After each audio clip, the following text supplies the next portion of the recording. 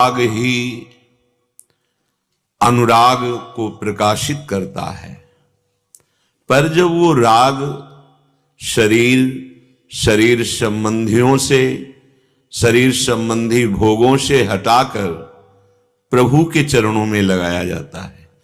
प्रेम कोई नवीन उपज नहीं है, हमारे हृदय में प्रेम है। उस प्रेम को हमने मलिन जगह लगा दिया।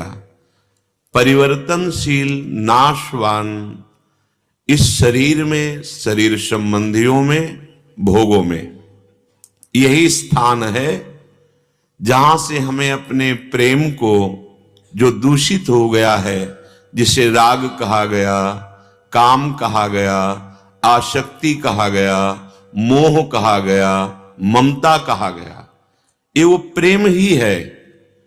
पर वो प्रेम मलिन जगह लगने के कारण ऐसे नामों से कहा गया। और वही प्रेम जब प्रभु के चरणों में होता है तो विशुद्ध अनुराग, परम मंगलकारी, परम सुख प्रदान करने वाला होता है।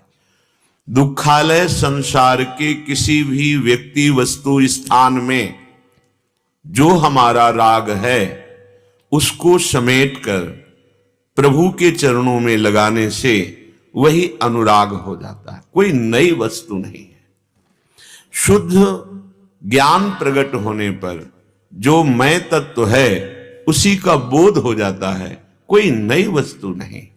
वो कभी बंधा नहीं था, कोई उसे बांध नहीं सकता, यही बोध होता है। अभी भ्रम है शरीर को लेकर, सूक्ष्म शरीर को लेकर, कारण शरीर को लेकर हम अपने मैं को बंधा हुआ देख रहे हैं।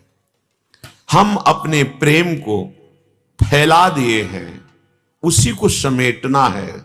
साधना उसी को समेटना कहते हैं, भक्ति उसी को कहते हैं, योग उसी को कहते हैं जो अपनी चित्त वृत्ति को, चित्त को ही नहीं, एक एक वृत्ति को समेटकर आराध्य देव में समर्पित कर दे।